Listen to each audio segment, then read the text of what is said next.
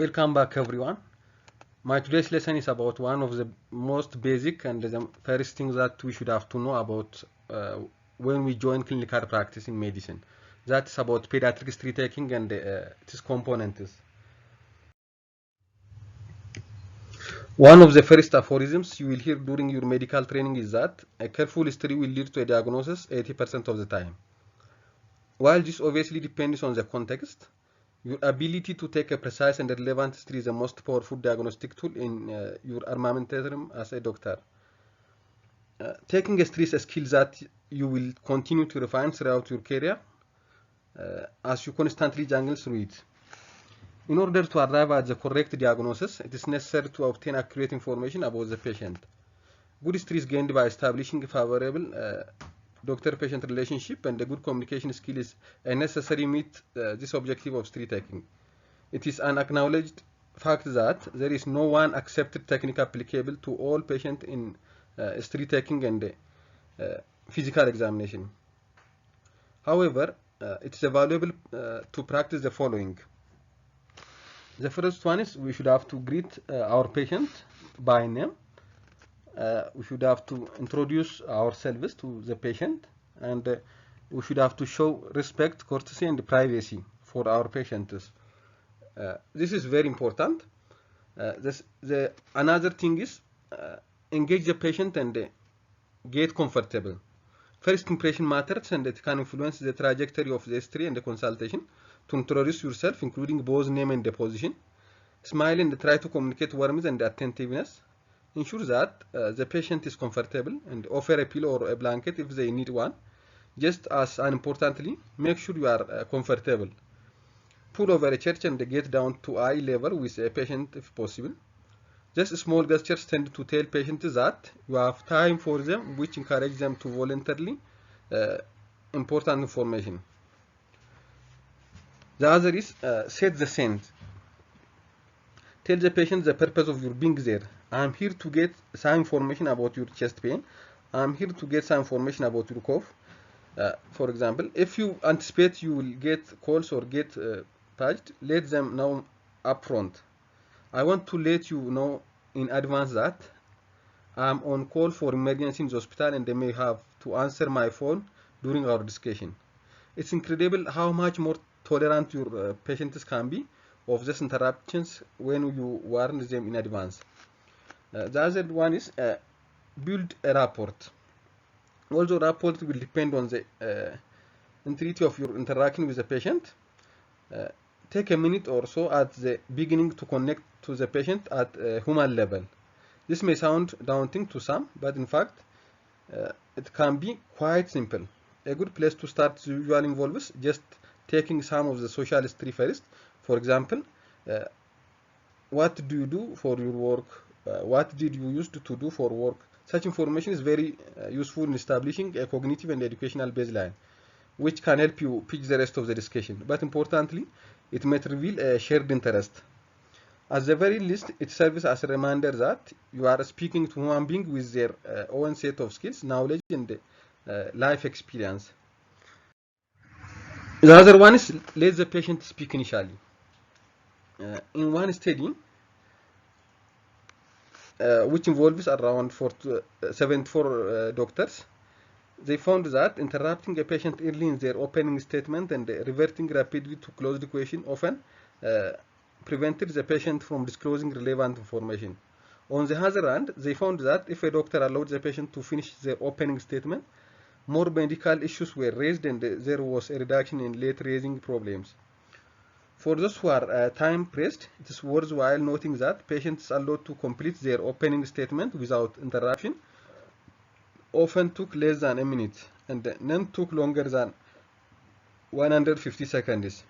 Giving patients this time gives them the sense that they have been heard, after which you can direct the patient to relevant aspects of the history.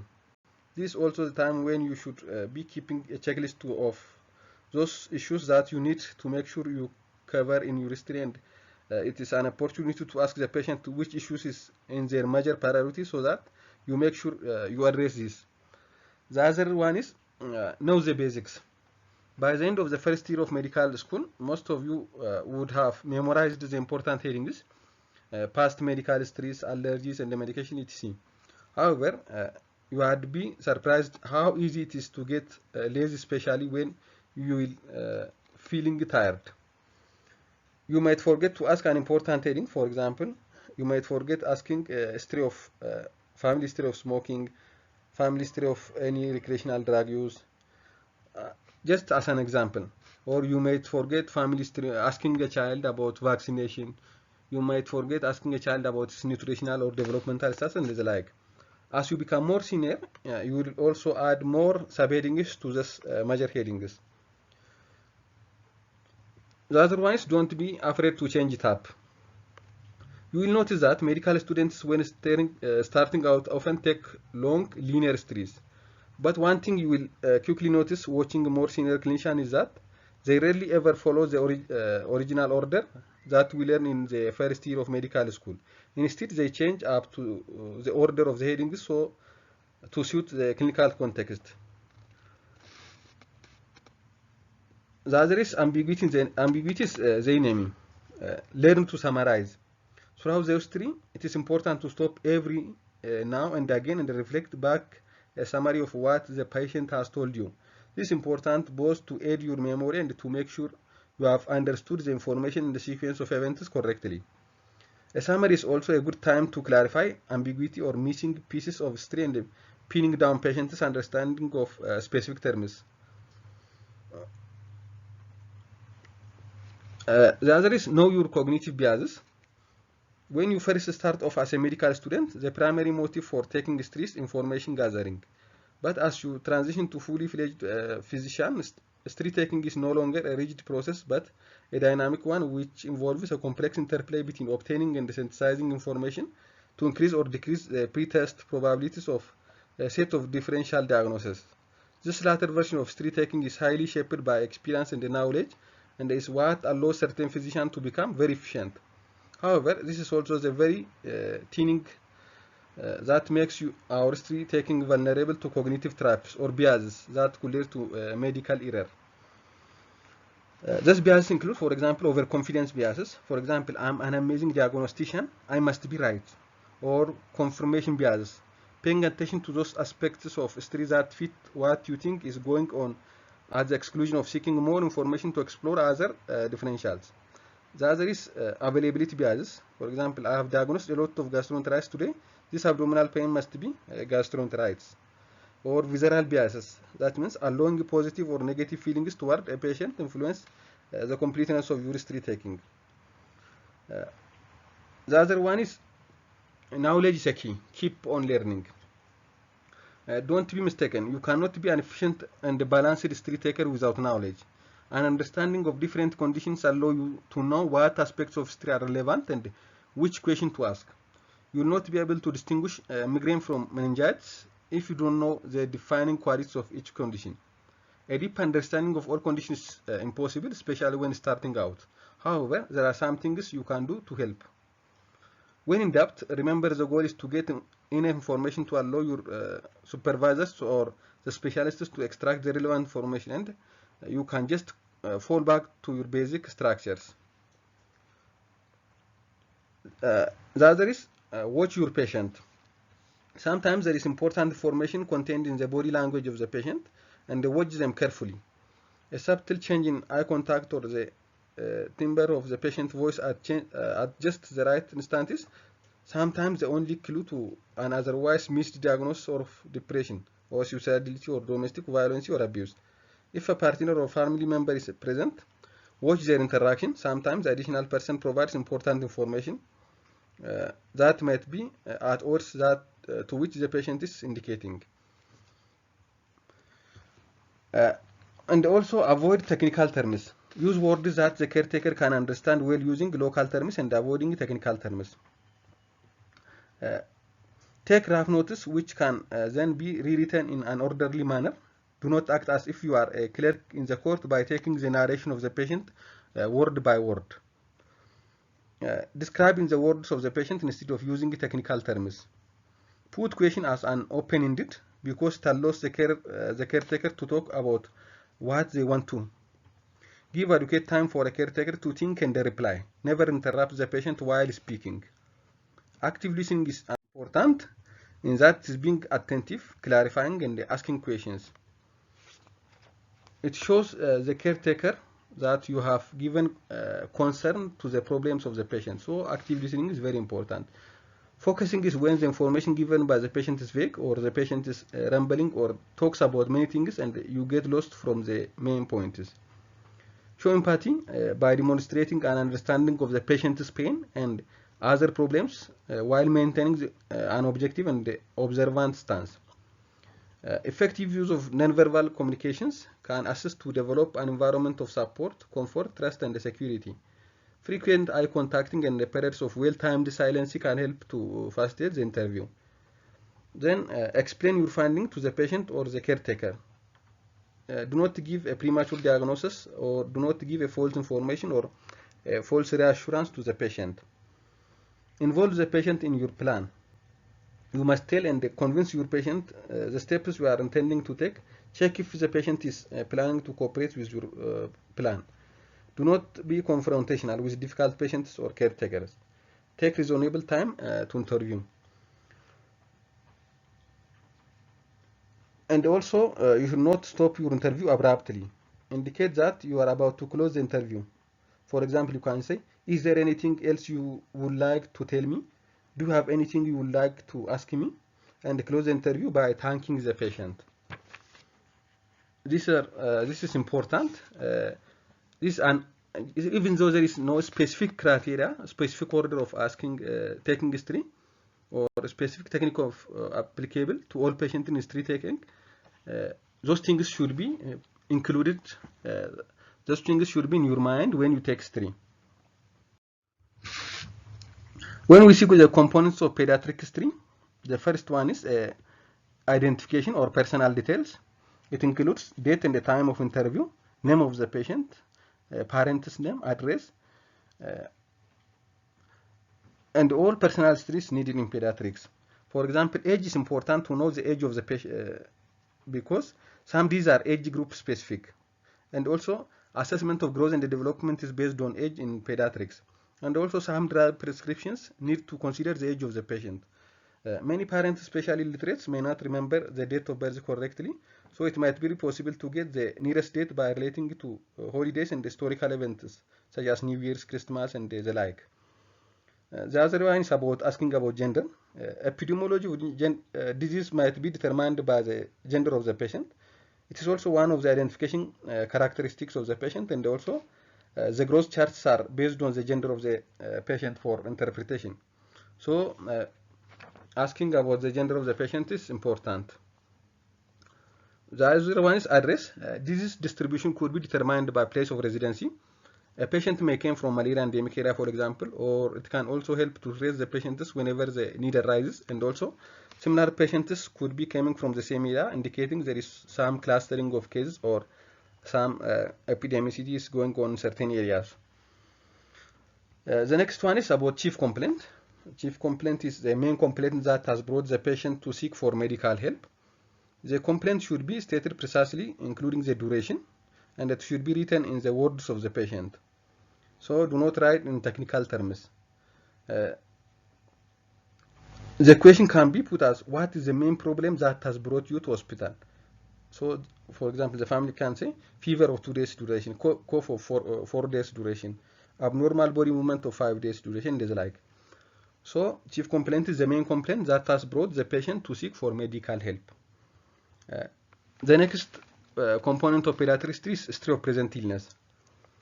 This is detailed description of the chief complaint in relation to its mode of onset and also development of the illness in a chronological order. The details of the chief complaint should include mode of onset, is that insidious or sudden, chronology of symptoms, elaboration of symptoms, and the relevant questions about positive and negative statements. And these statements are important because they help in elaboration of differential diagnosis. It should also elaborate on aggravating and relieving factors and the related symptoms. If the complaint is pain, for example, you should have to ask about onset of pain, location, quality, severity, alleviating and aggravating factor, radiation, and associated symptoms. Fever is a common complaint in children. It's important to ask about the pattern of fever, whether it is intermittent, remittent, or continuous, and ask about associated symptoms such as cough, skin rash, urinary symptoms, and the like. Acute respiratory infections are the most common problems in children, and the cough is a common complaint in pediatric practice. Ask about the character of the cough, whether it is hacking, bracing, barking, or paroxysmal. Are there any other symptoms associated with a cough, such as whoop or stridor? And also, mostly children do not expectorate when they have cough. However, when there is sputum production, we should have to characterize the sputum in terms of color, amount, and odor. Cough should also be due to cardiac problem, where the common complaint is dyspnea. So we should have to ask the dyspnea about the dyspnea, and the dyspnea is it above, is it occur during average activity such as walking upstairs or running for short distance, or is the dyspnea occur during average activity such as playing for a short while, or is the dyspnea occurs when the patient is at rest, or when the patient walk a short distance? So we should have to grade the dyspnea. The other is past medical history. Past medical history should include prenatal, labor, delivery, neonatal, infancy and childhood events, and also past illness must be recorded in a chronological order with the diagnosis and the outcomes. Childhood illness should be specifically asked, including measles, pertussis, mumps, and chickenpox, and also surgical conditions and the medications, including medication allergy, should be asked. The other is about the next one, family history. Family history includes two things: social history and medical history. The social history of family history includes, it contains general demographic and socio-economic information in order to gain insight into the circumstance of illness and the burden of illness on the family, and also the environment which the patient will return upon discharge. Social history includes housing, income, water supply, family size, and the waste disposal, and the like. The medical component of family history include, it helps in the diagnosis of possible familial disease such as diabetes, bronchial asthma, and the like, and also hereditary disease such as hemophilia and thalassemia, and also other hereditary diseases. And also clustering of these in a family may suggest some cause for disease such as scabies or infectious hepatitis or cholera, or other clustering of these in the family. It contains the listing of the siblings and health status, and if a genetic disorder is suspected, pedigree diagram should be drawn. The next component of pediatric history is about immunization history. Many childhood diseases are vaccine preventable, so it's important to know whether or not the child is immunized against this disease, and ask when the vaccine was given and the route of administration, as this might give you a hint about the type of the vaccine. And also, since many literate caretakers may not know the type of vaccine given, it is important to check the vaccination card or immunization card. The other component of pediatric history is nutritional history. Nutritional disorder is rampant in our country, and it is important to ask about nutritional history, type of food, amount, frequency of feeding. And in infants, ask about the duration of exclusive breastfeeding, the duration of breastfeeding, and also when they initiate complementary feeding and the type of complementary feeding, and also exposure to sunlight. Infants should be exclusively breastfed for up to 6 months, and the breastfeeding is needed to be continued for up to 2 years. And the complementary food should be started at 6 months. And also in our country, there is also common rickets, which is due to nutritional rickets, that is due to lack of appropriate and adequate sunlight exposure. So asking about history of sunlight exposure is also very important. And also we should have to ask circumstances during the exposure, at which time they expose the neonate or the infant to sunlight, and also duration in the sunlight, and also whether they apply ointment or any other thing. So does the infant or the under 5 children share the same plate with older siblings, should also be asked. The other is about developmental history. one of the cardinal manifestation of disease and the deprivation of children, deprivation in children is psychomotor developmental delay. And developmental milestones are used to assess the past progress of the child. And the question should address gross motor, that means including control of head, trunk, and extremities. And also we should have to include fine motor developmental skills such as development of fingers movement, and also language development. It involves production of sound, single or combination of words, gestures, facial expressions, and also understanding of others. And also we should have to ask about personal and the social history. This encompasses sleeping habits, identification of objects and the person, ability to play with others, and also manipulation of objects.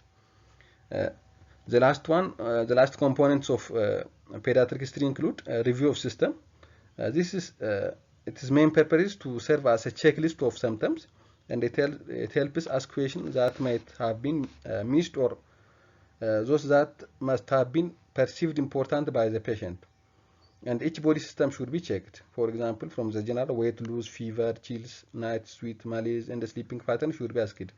On the head, headache, head injury or dizziness, and also on the ear, any stir of ear discharge, any stir of eye, any stir of hearing loss or ringing ear should be asked. On the eyes, any stir of eye discharge, eye redness, vision defects such as blurring of vision or double vision should be asked. And also, for example, on the nose, any stir of epistaxis, stuffy nose, running nose, and the sneezing should be asked. And also, we should have to ask important question in each and every system of the patient. That is just to serve as a checklist of symptoms, and we should have to make sure that we didn't forget anything regarding the patient's history. So this is what I have for you about considering taking pediatric history and also components of pediatric history. Thank you.